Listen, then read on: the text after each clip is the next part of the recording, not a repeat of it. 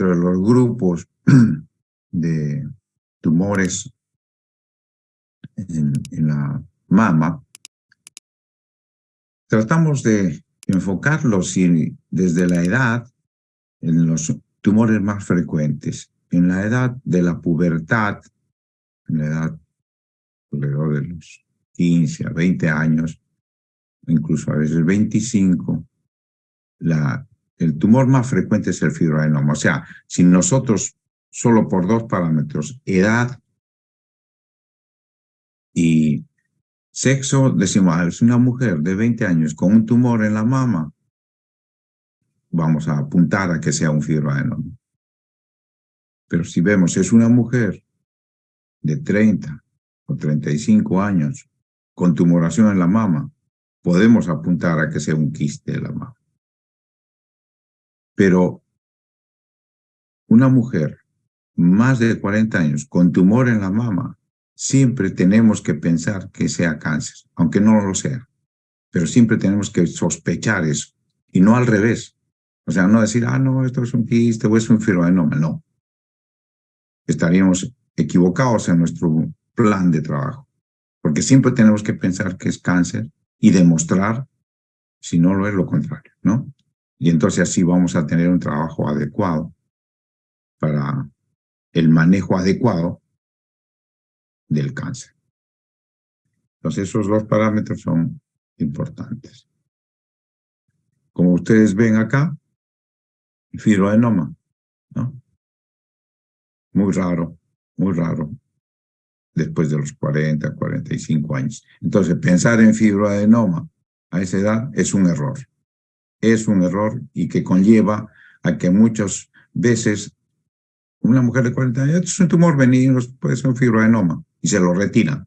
Ya cometieron un error, ya le hicieron un daño al paciente, porque el pronóstico obviamente cambia. Ustedes ven acá quistes durante la edad fundamentalmente reproductiva, está dentro de la edad, y cáncer, que luego de los 40, 45 años su presentación se eleva. ¿Ven ustedes acá cómo se cruza el cáncer y con el declive del fibroadenoma? Siempre eso hay que tenerlo en cuenta. Bien, para los tumores de mama sigue siendo el instrumento más importante de la historia clínica, su examen clínico, y dentro de los exámenes auxiliares, la mamografía, ecografía. Y complementado a ello, si tenemos la presencia de un tumor, tenemos que realizar una biopsia porque la mama es un órgano accesible, ¿no?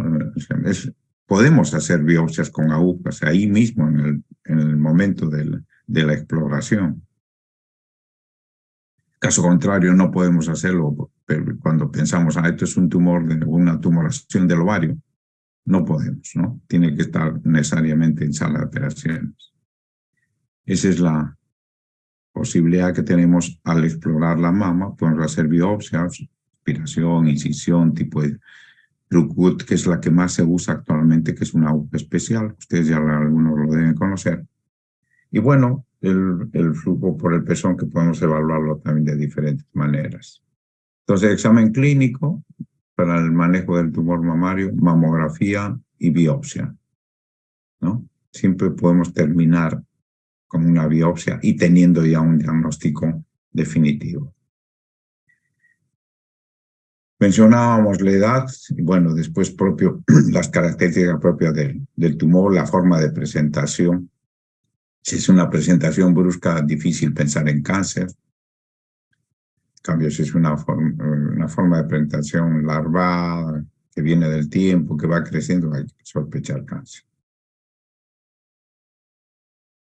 Ahora, a ver si son sólidos, quísticos, los bordes, dimensiones, todo lo que ustedes han aprendido para valorar un tumor, eso tienen que explorarlo en la mama, ¿no? Y con mayor razón, como les mencionaba, que la mama es un órgano accesible a nuestra exploración. Nosotros, por supuesto, tenemos órganos accesibles. El más accesible es la piel, es decir, ¿no? Y ya, por supuesto, no accesibles son el estómago, el ovario.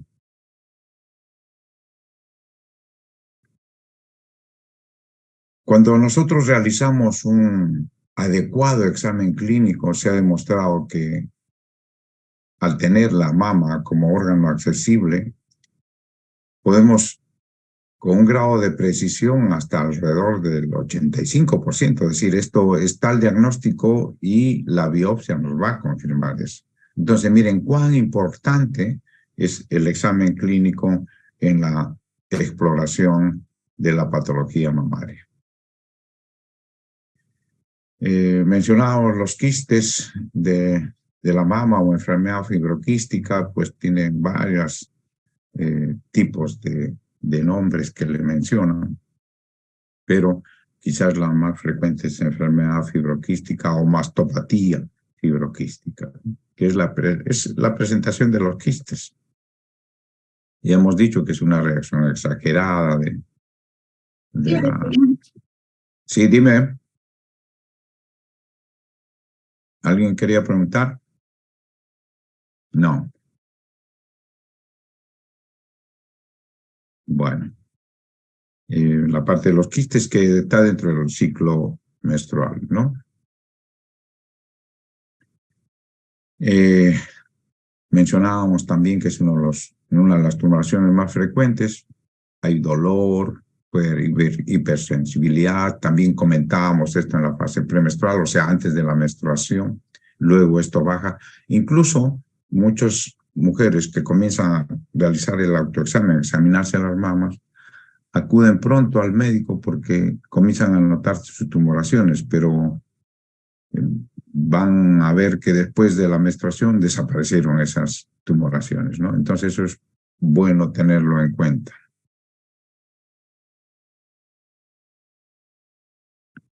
Mencionamos que es quizás el tumor benigno más frecuente, por supuesto, por la presentación propia del ciclo menstrual, ¿no? Entonces, los quistes aparecen y desaparecen, pero a veces hay, como decíamos, reacción exagerada. Estos quistes crecen mucho y ya no pueden desaparecer, se quedan ahí en el tiempo y producen tensión, pueden producir dolor. Y entonces estos quistes que no desaparecen y que pueden causar molestia no tienen una indicación quirúrgica. Solo lo que tenemos que hacer es tratar de punzar. Acá, como ustedes ven, estos son los quistes y que pueden producir esa serie de molestias que mencionamos. Entonces, ¿qué hay que hacer ante un quiste? No hay que hacer cirugía, solo una jeringa común y corriente, punzarlo y aspirarlo. Lo que va a salir es líquido seroso. En primer lugar, con esta maniobra, nosotros vamos a confirmar que se trate de un quiste. Tenemos comprobación de nuestro diagnóstico clínico. Y eso sí, después de aspirar el quiste, hay que reexaminar para comprobar que no queda alguna tumoración sólida dentro del quiste. Y entonces con eso hemos resuelto el problema del quiste. ¿Sí? ¿Alguna pregunta? ¿No? Bueno, entonces el quiste, que lo aspiramos y reexaminamos. Reexaminamos después de la aspiración para comprobar que no haya algún componente sólido, que si en ese caso fuera, sí tenemos que actuar de diferente manera porque ya tendríamos que hacer una biopsia de ese componente sólido. Acá ustedes ven, es una paciente que se examina, se le encuentra esta tumoración, entonces clínicamente es un quiste. ¿Qué hacemos? Aspiramos con una jeringa común y corriente y este es el líquido que debe salir, un líquido claro. Con eso hemos comprobado que es un quiste y de luego examinamos, no hay nada, listo. Se solucionó el problema y la preocupación de la paciente que viene con la tumoración y piensa que es cáncer. Doctor, Bueno, ¿y esos sí, quistes se vuelven a llenar? bueno, ese quiste probablemente se vuelva a dañar. Algunas mujeres de cuando en cuando presentan estos quistes, otras no presentan, pero hay algunos casos en que es exagerado esto, o sea, la paciente viene, se le aspira, otra vez vuelve a repetir. Hemos tenido esos casos y no vamos a estar aspirando y aspirando, ¿no es cierto? Entonces, para ellos hay que darles un tipo de tratamiento. Pero no es frecuente que repetitivamente lo presenten. Una que otra presentación que amerita esta aspiración. Y entonces, en esos casos, hay que tratarles de dar algún tratamiento cuando esto es repetitivo. Realmente no es muy frecuente, pero se puede usar anticonceptivos orales, también el tamoxifeno, o sea, un antiestrógeno que lo usamos para el manejo del cáncer, también se puede usar en estos. La idea es que disminuya esta condición de repetir y repetir el punzamiento de estos quistes, ¿no? No sé si he contestado tu pregunta. Sí, doctor, muchas gracias. Bueno, Doctor, ¿y la sí, menopausia puede disminuir también el quiste?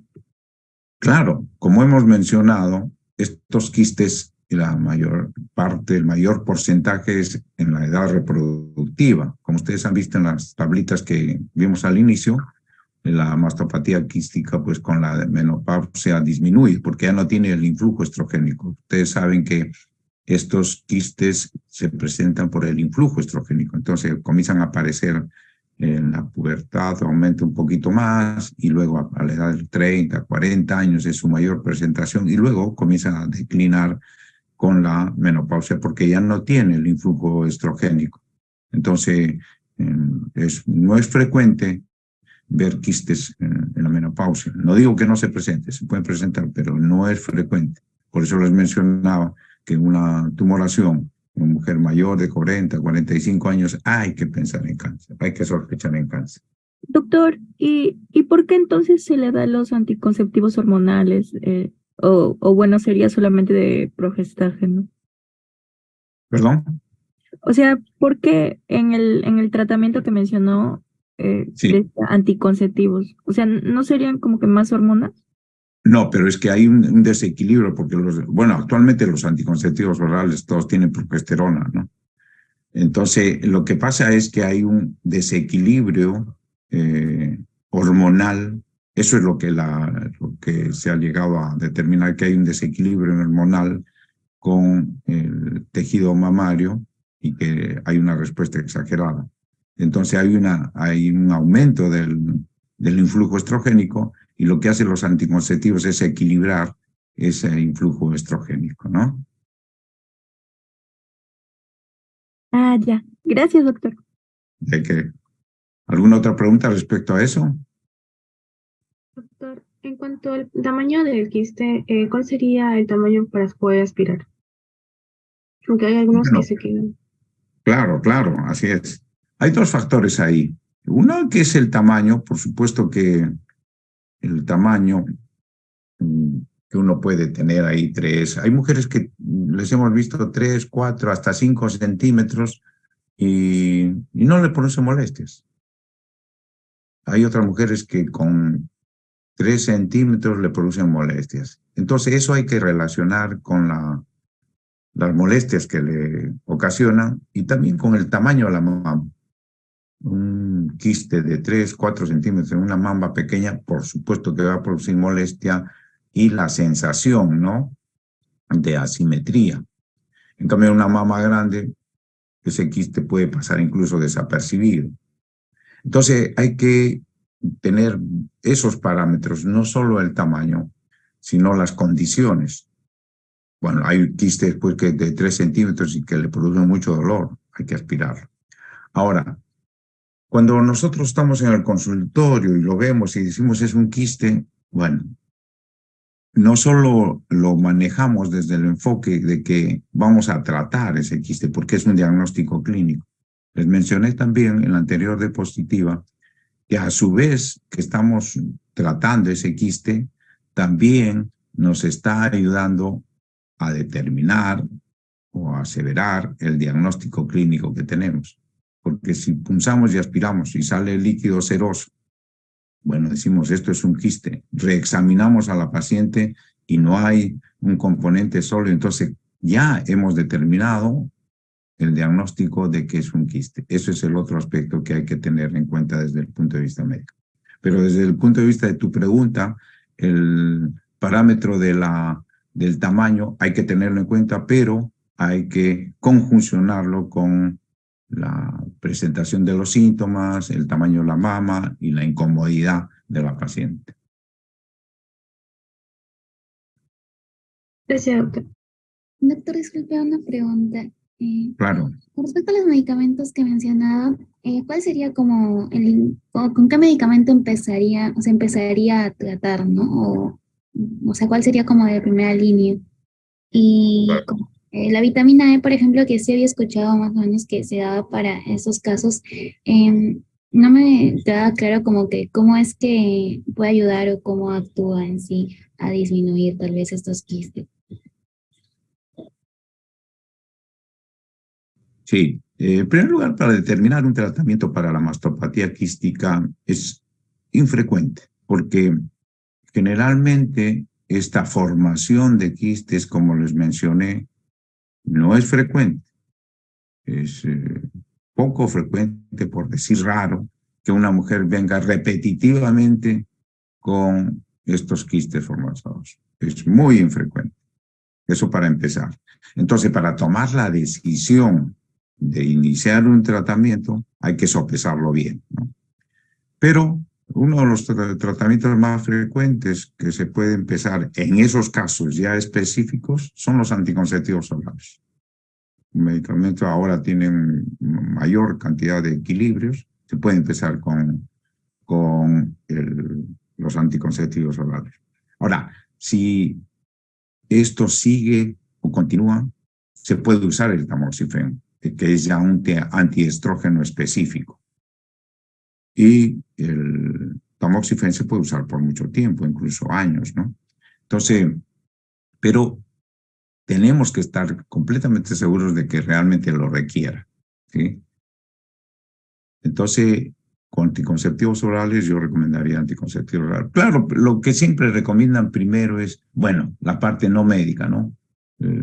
Baños de agua tibia, mantener el sostén apretadito, todos esos detalles no farmacológicos. Pero cuando ya la situación es exagerada, la mujer se incomoda, pues podemos empezar con anticonceptivos orales y luego, si es que está rebelde a ese tratamiento, pues usar el tamoxifeno. El rol de la vitamina E no está bien determinado. Se menciona, pero no está bien determinado. Yo particularmente, pues no, casi no recomiendo mucho la vitamina E, otros colegas sí, pero no está determinado su rol en estos tratamientos. Fundamentalmente, yo pienso que cursa un efecto placebo. O sea, se le da y la mujer también a veces le dicen vitamina E y es muy popular dentro de las mujeres la vitamina E y lo usan y se sienten mejor, pero yo pienso que tiene más que todo un efecto placebo. Gracias, doctor. ¿Sí? ¿Algo más sobre esto? Sí, doctor, ¿hay algún componente genético? O sea, ¿pueden heredar madres, hijas? ¿Esto de la mastopatía quística? Sí, doctor. No, no se ha determinado eso, pero puede tener siempre, la genética tiene un rol importante en todo, pienso yo. Así que madres que tienen propensión a esta mastopatía quística, puede ser que sus hijas tengan alguna predisposición a ello también, sí, pero no está demostrado. No se ha demostrado. Científicamente no se ha demostrado esto de que puedan de madres a hijas ir con la mastopatía quística. Gracias, doctor. ¿Perdón? Gracias, doctor. Ah, ya, completé tu pregunta, sí. Sí. ¿Alguna otra pregunta, duda sobre esto?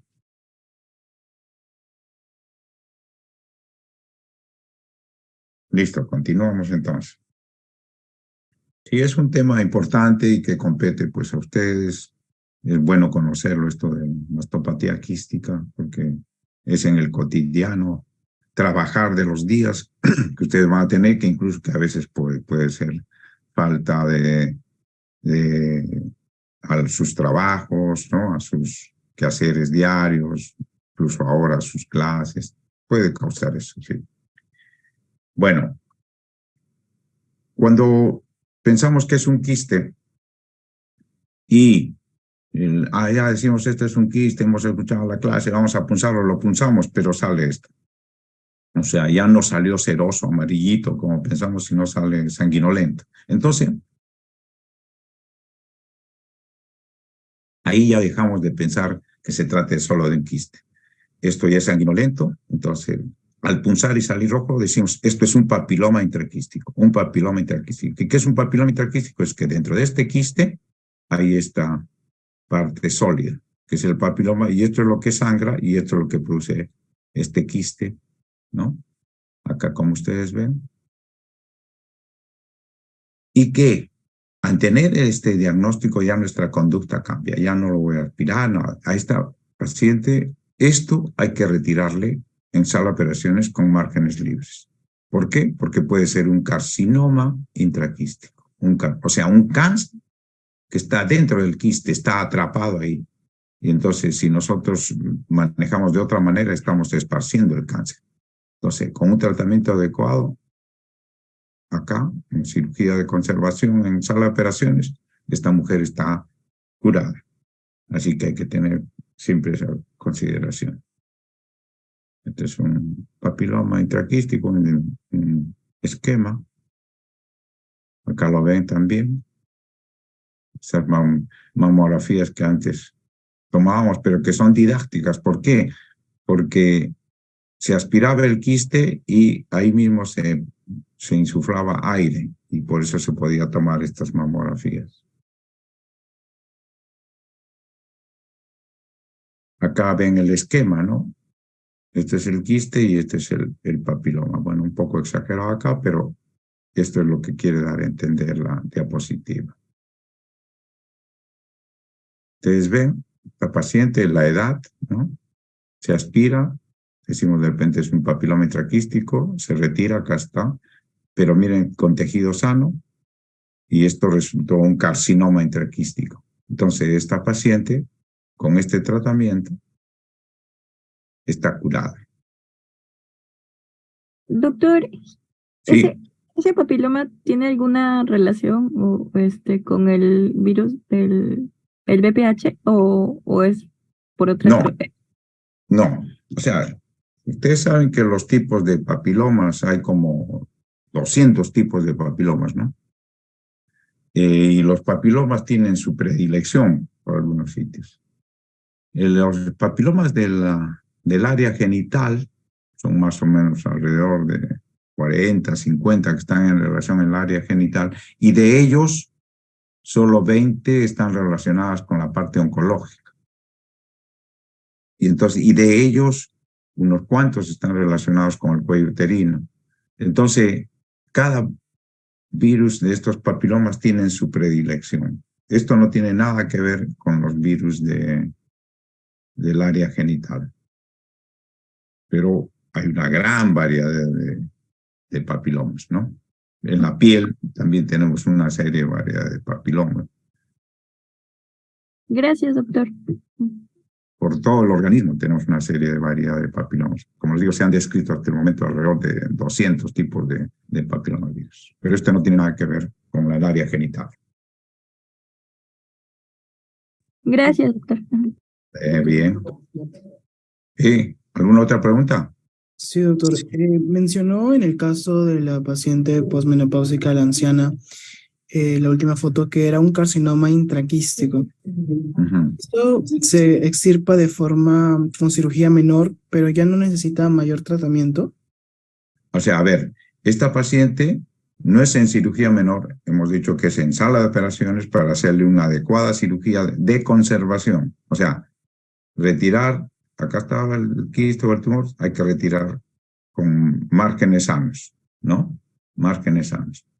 Entonces ya va a ser importante el informe del patólogo, que nos diga que los bordes están libres. Perfecto. Que está dentro de la cápsula, que la cápsula no está rota, que este tumorcito no ha infiltrado la cápsula. Entonces, si todas esas condiciones se dan, la paciente puede quedar ahí, con esa cirugía de conservación que se llama, y está curada. Pero ya pueden entrar otros factores, un tanto ya especializados, que pongamos el tumorcito está infiltrando un poco la cápsula, o que la cápsula está rota en este aspecto, o que es un G3, ¿no? Hay ciertos factores que nos pueden llegar a decir, bueno, no, esta paciente no solo va a quedar acá, sino vamos a darle radioterapia al resto de la mama. Pero fundamentalmente son ya tratamientos no tan drásticos y que pueden llevar a la curación. Lo importante de esto es que el concepto es que este cáncer, este tumor que está ahí, está encapsulado, está encerrado, ¿no? Y que nosotros debemos aprovechar esa condición para poderle ofrecer el tratamiento adecuado y con ello un pronóstico excelente, ¿no? No necesariamente todos los carcinomas intraquísticos van a ser de igual manera. Va a depender del resultado del patólogo. A tu pregunta, eso es. O sea, va a infiltrar, ha roto la cápsula, el margen está comprometido, todos esos detalles ya no van. Pero en idea general, estos carcinomas intraquísticos pueden quedar solo con la cirugía o máximo darle radioterapia al resto de la mama y la paciente va a estar curada. Ok, Entonces, doctor, gracias. ¿está bien? ¿Tu pregunta se respondió? Sí, doctor, gracias. Listo. Bien, el fibroadenoma, como mencionábamos dentro del grupo de los tumores más frecuentes, se presenta en la pubertad. Es un tumor sólido, generalmente 2 centímetros, de color blanco nacarado. Tiene el aspecto nodular. No sé si ustedes conozcan lo que es más o menos una papa guairo, así tiene esa presentación. Mujeres jóvenes, puede ser muy móvil, puede ser bilateral y pueden ser varios en una sola mama. Esas son las características de estos tumores que es el fibroadenoma, ¿no? Como ustedes ven, la edad de presentación bastante jóvenes. Ya decíamos, edad y presentación del tumor nos puede ir dando el diagnóstico. Una mujer joven, ¿sí? Tumor acá, un tumor blanco, nacarado, y su tratamiento es la escisión, ¿no? Retirarlo, una tumorectomía. Pero también hemos dicho que pueden ser varios, ¿no? Como en este caso, la mama con varios nódulos que son fibroadenomas, que luego se les tipo. Pero también tenemos un primo hermano de estos fibroadenomas, que son los tumores filoides, que ya no son tan benignos, porque estos tienen una agresividad local.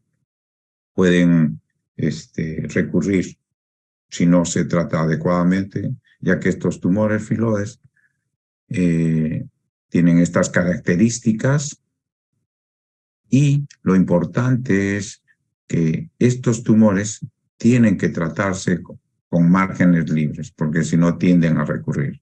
O sea, ya no es como el fibroadenoma que podemos sacarlo solo el tumor. Acá hay que retirar con tejido sano. La edad de presentación, alrededor de los 40 a 50 años. En cambio, hemos visto que los fibroadenomas son acá, de los 20 a 29 años. Una tumoración, generalmente son unilaterales los filodes. Muy raro, rarísimo ver un filodes bilateral. Tumoración, es un tumor fibroso, pero la importante es que estos márgenes tienen que estar libres, porque si no tiende a recurrir. En cambio, el fibroadenoma no es un tumor de esa forma de presentación. Y otro grupo que tenemos son la secreción por el pezón. Hay mujeres que vienen por secreción por el pezón, puede ser lechosa, amarillenta, sanguinolenta, y de acuerdo a ello también vamos haciendo nuestro diagnóstico. Pongamos ectasia de los conductos, o sea, ectasia significa dilatación de los conductos terminales, ¿no? En cada glándula mamaria a través del complejo areola-pezón tenemos alrededor de 18 a 20 conductos terminales que se llaman. Y entonces la dilatación de esos produce una secreción cerosa, ¿no? Cremosa, amarillenta. Y tenemos el diagnóstico clínico tiene que ser una secreción espontánea, no inducida. La inducida no tiene valor desde el punto de vista médico, ya que no se considera patológica. Secreción serosa es una ectasia de los conductos, ectasia de los conductos, ectasia de los conductos. Hay otra entidad que es el papiloma intracanalicular. O sea, dentro del conducto puede estar este papiloma y que produce una secreción un tanto verdosa, ¿sí? También siempre espontánea. Acá puede producirse una tumoración que a veces logra palparse, ¿no? Y también hay secreción hemática, que también lo puede producir el papiloma intracanalicular, como también podría ser cáncer. O sea, cuando hay un flujo hemático hay que sospechar en cáncer. Puede haber abscesos, acá vemos el papiloma intraductal, dentro del conducto salió este papiloma, o puede haber abscesos también. Secreción verdosa, papiloma intraductal. Y si esto no es frecuente, encontrar una secreción de un blanco en la cara, o sea, una secreción completamente transparente, que le llaman cristal de roca. Cuando se encuentra esta secreción, es patognomónico de cáncer. O sea, vamos a decir, oye, esta secreción cristal de roca es sinónimo de cáncer. Bueno, ¿cómo podemos explorar por dónde está esa secreción en forma digital? Para saber en qué conducto puede estar. Esto se llama palpación digital radiada. ¿Y qué hacer ante esto? Hay un denominador común. Toda secreción por el pezón siempre nos va a llevar a establecer el diagnóstico. Y el diagnóstico se hace quirúrgico, se llama resección de conductos terminales. Hacemos una incisión periareolar, levantamos el complejo areola-pezón y retiramos los conductos. Eso lo enviamos al patólogo y nos tiene que dar el diagnóstico. Pero también hay patología benigna en el varón, ¿no? La ginecomastia. Es una patología no tan infrecuente, más en la pubertad por el cambio hormonal, pero a veces por administración de algunos tipos de hormonas, a veces en los gimnasios, este tipo de tratamientos que dan, puede producir ginecomastia. Bien, eso en cuanto a patología benigna, patología benigna. Ahora vamos a tratar lo que es patología maligna. Dentro de esto hay este gran grupo que son los carcinomas, los sarcomas menos frecuentes, tumor filoide maligno, que algo ya hemos mencionado. Bien, el cáncer de mama pues es un cáncer bastante frecuente, varía la presentación. En Europa, Estados Unidos es mucho más frecuente. En Japón, menos frecuente. Más o menos en Estados Unidos es 1 de cada 8 mujeres tiene el riesgo, en Japón 1 de cada 80. Nosotros estamos intermedios, por ahí 1 de cada 25 mujeres en el Perú puede presentar cáncer de mama. Ahora, dentro del cáncer, o sea, los carcinomas, siempre el cáncer empieza dentro del epitelio, y mientras esté dentro del epitelio, esta es una lesión casi premaligna, o lo que se llama carcinoma in situ. Una vez que rompe la membrana, ya se convierte en infiltrante, porque puede dar la posibilidad de metástasis, o sea, viaja a través de los vasos sanguíneos o vasos linfáticos. Esto, en cáncer de mama hay solo dos tipos histológicos, el ductal y el lobulillar, o sea, o se inicia en el conducto o se inicia en el lobulillo. Ahora, aparte de eso del ductal, tiene varios subtipos histológicos, eso ya es diferente. Entonces, en el cáncer de mama, hemos dicho que podemos hacer el diagnóstico clínico en un gran porcentaje con el examen, y asimismo también podemos estadificar. O sea, la estadificación del cáncer de mama sigue siendo todavía clínico. O sea, que vamos a medir el tamaño del tumor, vamos a ver si hay afección de los ganglios. Y entonces podemos establecer un diagnóstico y una estadificación clínica al momento de la evaluación. Por supuesto que, como todo cáncer, tenemos que verificarlo mediante la biopsia que hemos mencionado. Ya decíamos, en los tipos histológicos, si se inicia en el lobulillo es carcinoma lobulillar. Si se inicia en el conducto, carcinoma ductal. Ahora, de este carcinoma ductal hay varios subtipos. Entonces, eso es para que tengan en cuenta los tipos histológicos, ¿no? Les mencionaba que esto es el conducto. Entonces, comienza como una hiperplasia, aumentar el número de células. Luego viene la atipia y luego el carcinoma in situ. Todo esto atrapado dentro del conducto, o sea que no ha roto esta membrana.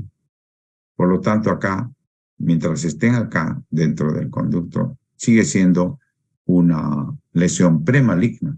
Así lo llamemos carcinoma in situ, sigue siendo premaligna, porque acá no tiene la posibilidad de dar metástasis. Pero una vez que rompen la membrana, esto ya acá en el parénquima, porque esto acá celeste supuestamente es el parénquima, ya hay vasos sanguíneos, hay vasos linfáticos, por lo tanto esto ya puede viajar y se convierte en infiltrante. Ese es el punto de quiebre entre una lesión premaligna y un carcinoma infiltrante. Esto tiene mucho valor, más aún por decir, trasladándolo al cuello uterino, ¿no? Capturar las lesiones en esta etapa es fundamental. Que eso, por supuesto, acá no da síntomas, en el cuello uterino tampoco. Entonces, ahí tiene su rol el Papa Nicolau o la detección del papilomavirus. En este caso, acá tiene valor la detección mediante la mamografía. Acá igual, mientras esté en el conducto, carcinoma in situ. Pero una vez que ya rompe, se vuelve infiltrante.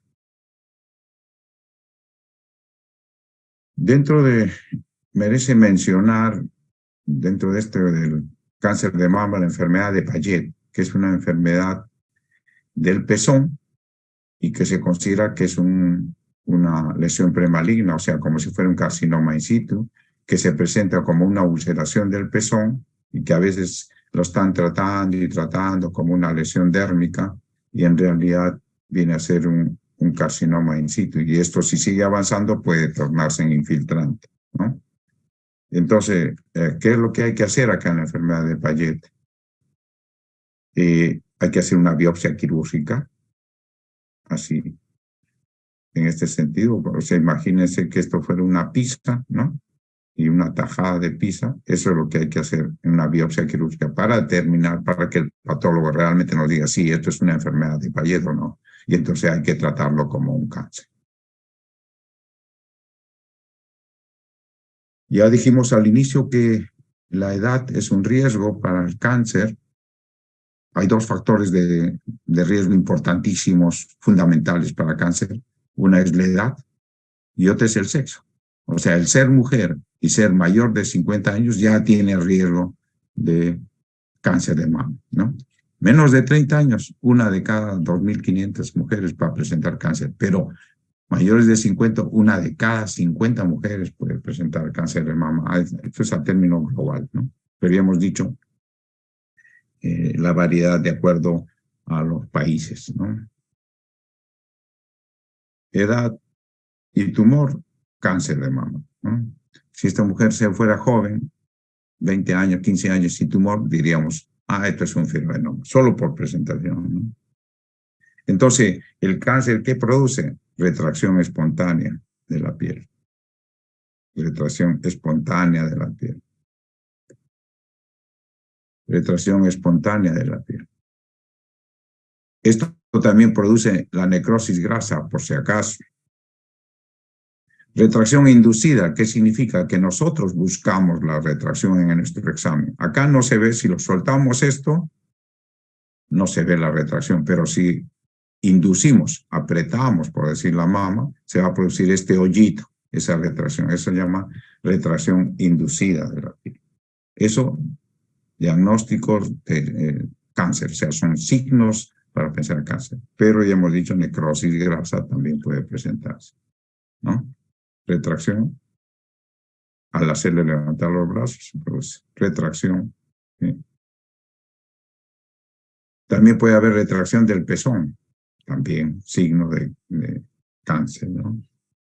Y bueno, esto ya es exagerado, evidente, cómo el cáncer ha consumido la mama. Cáncer, y se acuerdan que vimos una diapositiva al inicio que muy parecida, pero era mastitis crónica, ¿no? En este caso, cáncer. Cómo retrae el pezón, cómo deforma la mama.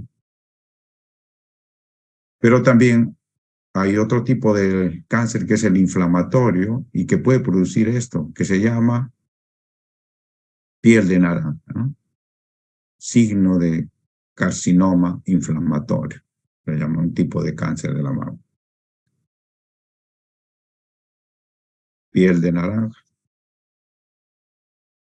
Piel de naranja y enrojecido, ¿no? Entonces, esto puede simular una mastitis. Hemos dicho que el diagnóstico diferencial de mastitis y es un carcinoma inflamatorio de la mama. Bien, después de evaluar a nuestros pacientes tenemos que hacer la estadificación, o sea, en qué estadio está de acuerdo al tamaño, los ganglios, las metástasis, y de acuerdo a ello proponer el tratamiento, ¿no? Quería mencionarles las técnicas diagnósticas para el cáncer. Antes usaba mucho la biopsia aspiración, actualmente para el ganglio centinela quizás. Biopsia incisional no es muy frecuente actualmente. Biopsia incisional en algunos casos, que significa retirar parte del tumor. Y lo que más usamos ahora es la biopsia core o biopsia Trucat, ¿no? Que es una aguja especial con un mango y que en la punta es como si fuera un tubo hueco y que al ingresar como ustedes ven, este es el tumor, el ganglio, la biopsia Trucat va a hacer esto y se retrae, va a obtener tejido que nos va a dar un diagnóstico definitivo, ¿no? O sea, esto ha reemplazado mucho a la biopsia incisional o biopsia quirúrgica. Actualmente es uno de los elementos más usados, ¿no? La biopsia core o biopsia Trucat, porque nos da estudio histológico, por lo tanto, diagnóstico definitivo. Y el otro elemento importante, como ustedes saben, un instrumento fundamental para la ayuda en cáncer de mama y patología mamaria en general, es la mamografía. La mamografía tiene dos aspectos. Una para nuestro estudio diagnóstico de ayuda, pero el otro, como mencionábamos, es el instrumento ideal para la detección temprana del cáncer de mama. Como ustedes han visto, cuando está iniciándose el cáncer o cuando está en lesiones premalignas no da síntomas, paralelo a lo que ocurre en cuello uterino. Y entonces tiene gran valor la mamografía para esta detección. Recordemos que en líneas generales, no todos los cánceres tienen la posibilidad de tener un instrumento de detección. Es más, solo poquísimos, son 3.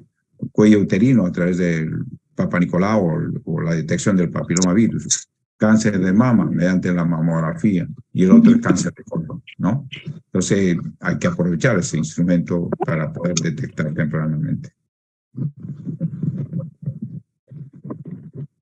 mamografía, detectar muy tempranamente estas lesiones y por lo tanto manejos más adecuados. Pronóstico. ¿Alguien quiere preguntar algo? Porque escucho un micro. No. ¿Quiere preguntar? ¿Alguien tiene su micro prendido, por favor?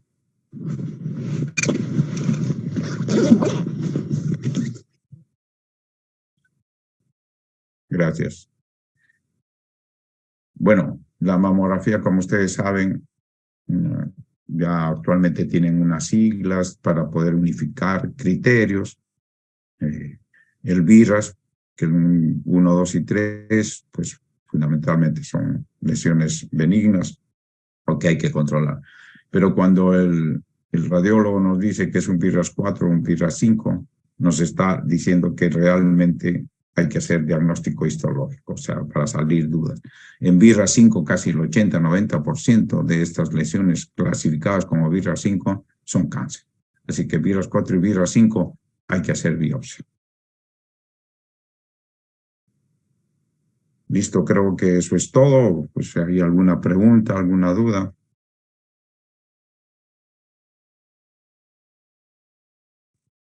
Doctor, en la mastitis también podría dar flujo hemático o, bueno, en sí, ¿cuál es el diagnósticos diferenciales para flujo hemático, aparte del cáncer, ¿no? Por el pezón. Papiloma intraductal. Claro, la mastitis también podría dar, pero no es infrecuente. Los más frecuentes es, claro, papiloma intraductal y cáncer.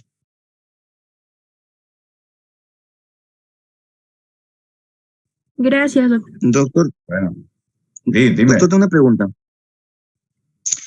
Sí, con respecto a la clasificación BIRAS, tengo entendido que también existe un BIRAS 0, que es cuando no se ve bien. O sea, ¿qué significa un BIRAS 0? Porque también lo he visto colocado en algunos informes en mis rotaciones. Sí, es cierto. Acá se ha omitido esto del BIRAS 0. El BIRAS 0 significa que el radiólogo, en realidad hay hasta el BIRAS 0 al 6, ¿ya? Vamos a aclarar este tema. Está bien tu pregunta. El BIRAS 0 significa que el radiólogo, o sea, esto fue lo del BIRAS, antes los radiólogos nos daban informes, esto es una tumoración tanto, esto es una microcalcificación tanto, y entonces no había una uniformidad de criterios. Entonces se reunieron todos los radiólogos del mundo y dijeron, bueno, vamos a unificar criterios y vamos a hacer un BIRAS, que es un sistema internacional de clasificación de lesiones de la mama. Entonces dijeron, BIRAS 0, ya, no puedo dar un diagnóstico mediante la mamografía. O sea, no te puedo decir, oye, sí, esto es benigno, esto es maligno, no tienes sospecha de malignidad. No puedo decir. Necesito otro elemento que me ayude. Entonces, cuando te pone BIRAS 0, el radiólogo también te tiene que decir, necesita complementarse con una ecografía, necesita complementarse con una resonancia, necesita complementarse con una mamografía amplificada. Entonces, el BIRAS 0 significa que te está diciendo yo no te puedo decir nada, no tengo un diagnóstico y necesito tal elemento para poder establecer un diagnóstico. Eso es el BIRAS 0. El BIRAS 1 es normal, el BIRAS 2 hay una anormalidad, pero es completamente benigna radiológicamente.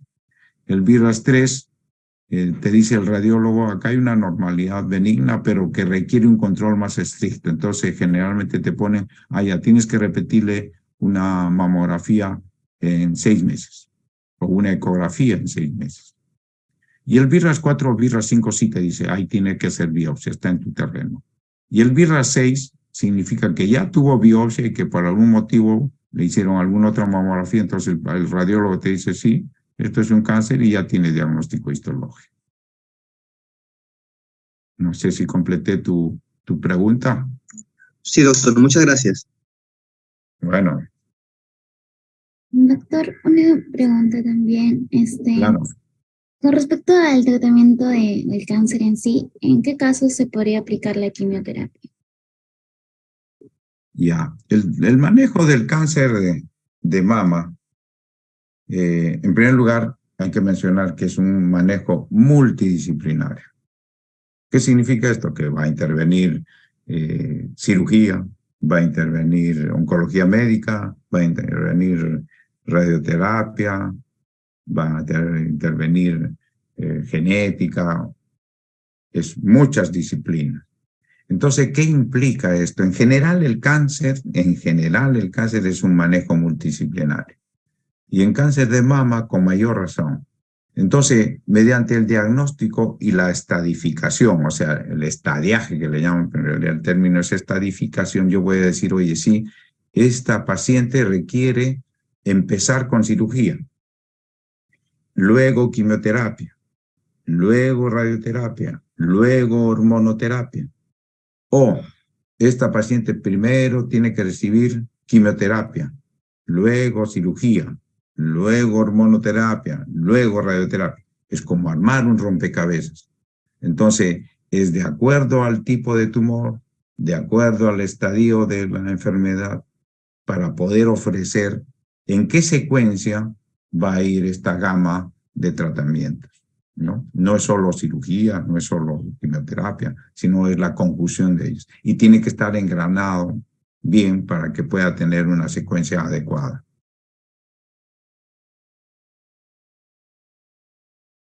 Gracias, doctor. ¿Sí?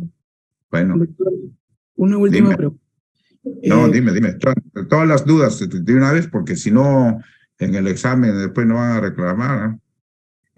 No voy de una forma externa porque en varios informes mamográficos he visto que Sí. hay una descripción de ACR, ACRA, ACRB. ¿Me podría explicar un poco sobre?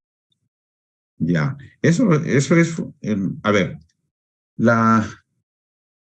la glándula mamaria ante la mamografía le llaman, o puede ser más densa, menos densa, ¿no es cierto? Eso está en relación a que el parénquima mamario en las mamografías se ve blanco, como una pizarra blanca. Pero este parénquima mamario, este tejido mamario, está sustentado por los estrógenos. Por lo tanto, en una mujer joven, en edad reproductiva, que tiene este sustento mediante los estrógenos, va a aparecer blanca. Entonces tú le tomas una mamografía a una mujer de 30 años, va a aparecer blanca. Pero este sustento del tejido mamario se cae cuando ya no tiene estrógenos. ¿Y cuándo ya no tiene estrógenos? En la posmenopausia. Entonces, una mujer posmenopáusica, tú le tomas la mamografía y se ve negrita, ¿sí? ¿Eso qué significa? Que el tejido mamario ha sido reemplazado por grasa, porque ya no tiene el sustento de los estrógenos. Entonces, esa es una de las indicaciones por las cuales se dice, oye, tómale mamografía a partir de los 40 años, 45 años, en otros sitios dicen 50. Porque no tiene sentido tomar mamografía en una mujer joven para tratar de detectar lesiones muy pequeñas, porque las lesiones se van a ver blancas. Entonces, un punto blanco en una pizarra blanca no lo ves, pero un punto blanco en una pizarra negra sí la ves. Entonces, a tu pregunta, esto de ACR todo va en el sentido de la densidad que le llaman de la mama. Entonces, oye, esto es una densidad fuerte, es una ACR 1, 2, 3, qué sé yo, lo que ponga el radiólogo, pero te está diciendo el grado de densidad de la mama. Entonces, ese va a ser el grado de dificultad de diagnóstico del radiólogo. Entonces, con eso te está diciendo, ¿para qué le tomas una mamografía a esta mujer de 30 años y no se ve nada? Se refiere a eso. Ok, doctor, gracias. Bueno. ¿Qué más? Doctor, una consulta más, por favor. Dime, claro, todas las que quieran de una vez. ¿Qué factores intervendrían en la reincidencia de cáncer de mama?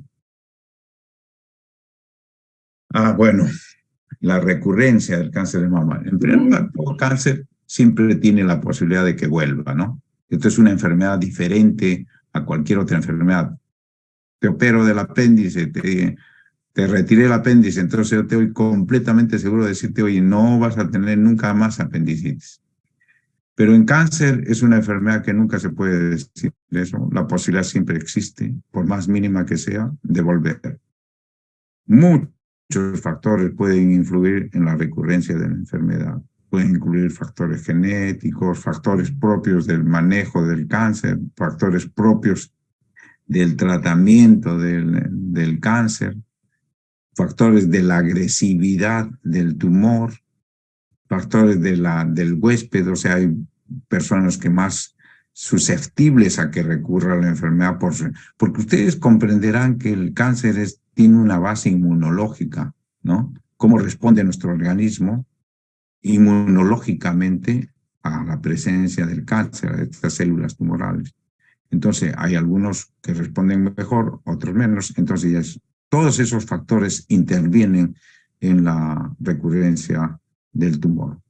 Pero de lo que está en nuestro alcance es darle un tratamiento adecuado. Por lo tanto, para darle un tratamiento adecuado, un diagnóstico adecuado. O sea, un manejo diagnóstico adecuado. No solo es ahí, esto es un tumor, te lo retiro, ya le cambiaste el pronóstico a esa paciente.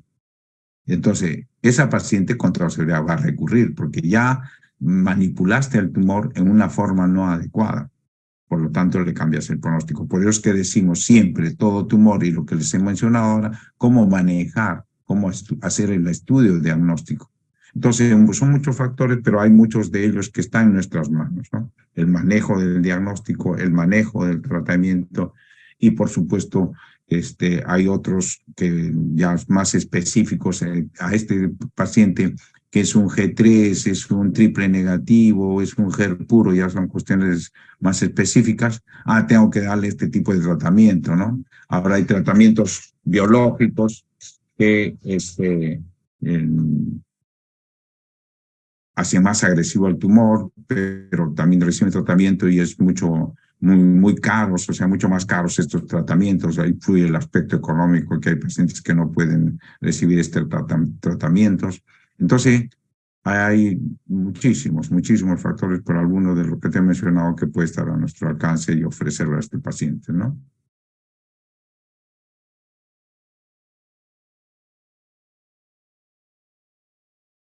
¿Respondí tu pregunta? Sí, doctor, muchas gracias. Y Bueno. ¿podría mencionarnos cuáles son las indicaciones para poder extirpar un quiste de mama, por favor? Bueno, yo he dicho que no hay indicación. El quiste de mama no debe extirparse, solo aspirarse.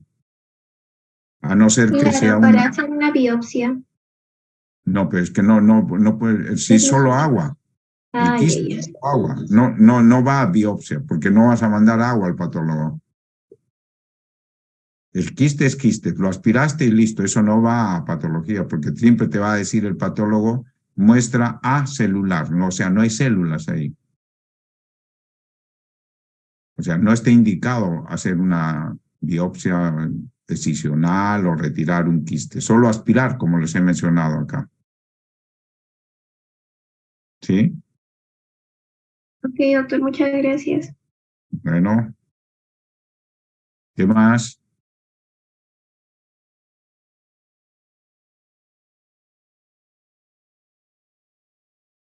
¿No hay más preguntas? Doctor, en el caso fuera una aspiración sanguinolenta, ahí sí extirparíamos. Claro, ya les he dicho, ahí les he Sí, en el mencionado. caso del que mencionó, ¿no? Del justo que había. Por supuesto, que ahí ya es un diagnóstico diferente, ya no es un quiste, ese es un papiloma intraquístico que puede ser un carcinoma intraquístico. Por lo tanto, tiene que tener una resección con márgenes amplios, márgenes libres, en sala de operaciones, como una cirugía de conservación. El manejo es completamente diferente. Por eso decíamos que al aspirar ya también estamos corroborando nuestro diagnóstico. ¿Sí? Sí, doctor. Muy bien. ¿Qué más? Doctor, una pregunta. Sí. ¿Cómo sería el Sí. manejo, por ejemplo, de una paciente que le diagnosticamos cáncer de mama y tendríamos que llegar a operar, pero sin embargo se encuentra en el periodo de lactancia, por ejemplo? Bueno, ahí hay que valorar, eso se llama cáncer de mama asociado a gestación.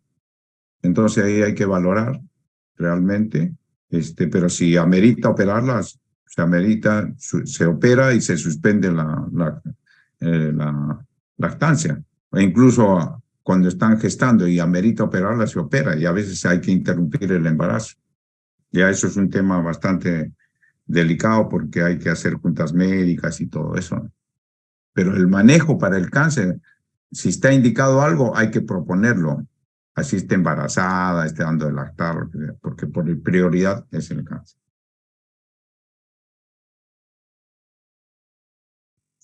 Muchas gracias, doctor. Bueno. ¿Algo más?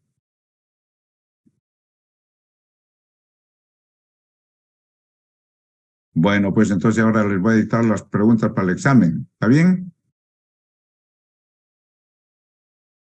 Sí, está bien, doctor. Bueno, se las van a ver en el examen, pues, ¿no? Ya les he dictado durante toda la presentación mis preguntas. Así que los que han estado atentos y han escuchado de toda la presentación, ahí van a ir las preguntas.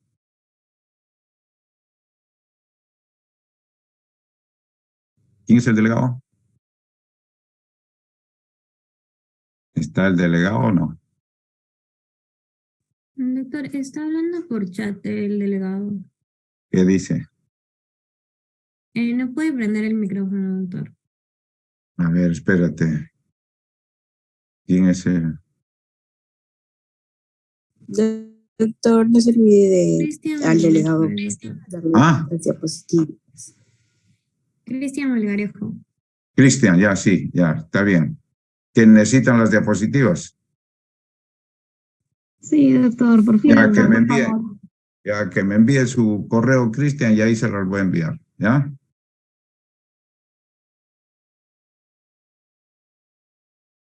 Listo, Cristian, así quedamos entonces. Ya, sí, ya me escribió.